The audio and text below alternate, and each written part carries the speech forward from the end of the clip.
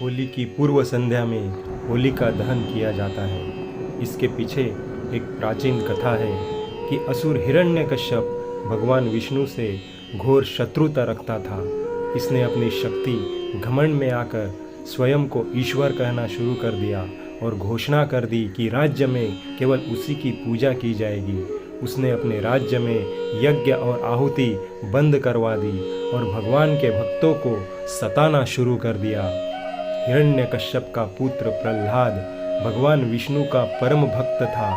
पिता के लाख कहने के बावजूद प्रहलाद विष्णु की भक्ति करता था। असुराधिपति हिरण्यकश्यप ने अपने पुत्र को मारने की भी कई बार कोशिश की, परंतु भगवान स्वयं उसकी रक्षा करते थे और उसका बाल भी बांका नहीं हुआ। असुर राजा की बहन होलिका को भगवान शंकर से ऐसी चादर मिली थी जिसे ओढ़ने पर अग्नि उसे जला नहीं सकती थी। होलिका उस चादर को ओढ़कर प्रहलाद को गोद में लेकर चिता पर बैठ गई।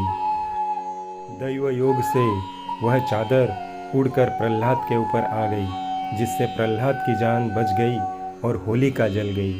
होलिका दहन के दिन होली जलाकर होलिका नामक दुर्भावना का अंत और भगवान द्वारा भक्त की रक्षा का जश्न मनाया जाता है। होली की एक कहानी कामदेव की भी है। पार्वती शिव से विवाह करना चाहती थी, लेकिन तपस्या में लीन शिव का ध्यान उनकी तरफ गया ही नहीं। ऐसे में प्यार के देवता कामदेव आगे आए। उन्होंने शिव पर पुष्प बाण चला दिया। तपस्या भंग होने से शिव को इतना गुस्सा आया कि उन्होंने अपनी तीसरी आंख खोल दी और उनके क्रोध की अग्नि में कामदेव भस्म हो गए। कामदेव के भस्म हो जाने पर उनकी पत्नी रति रोने लगी और शिव से कामदेव को जीवित करने की गुहार लगाई। अगले दिन तक शिव का क्रोध शांत हो चुका था।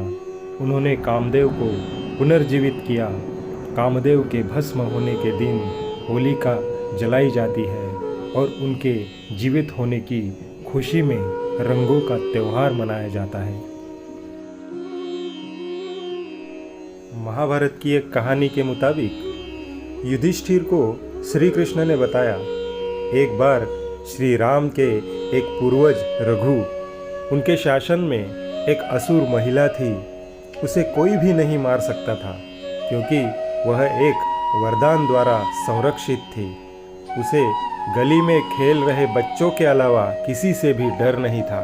एक दिन गुरु वशिष्ठ ने बताया, उसे मारा जा सकता है यदि बच्चे अपने हाथों में लकड़ी के छोटे टुकड़े लेकर शहर के बाहरी इलाके के पास चले जाए और सूखी घास के साथ साथ उनका ढेर लगाकर जला दे, फिर उसके चारों ओर परिक्रमा दे, नृत्य करे, ताली बजाए, गाना गाए और नगाड़े बजाए।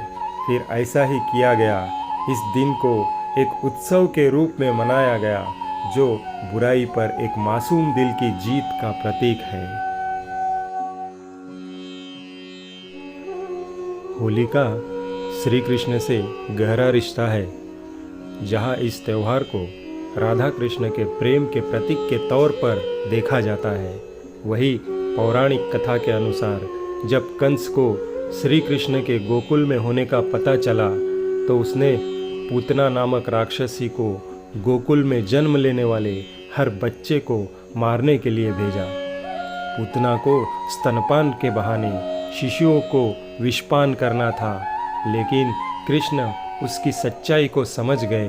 उन्होंने दुग्धपान करते समय ही पूतना का वध कर दिया।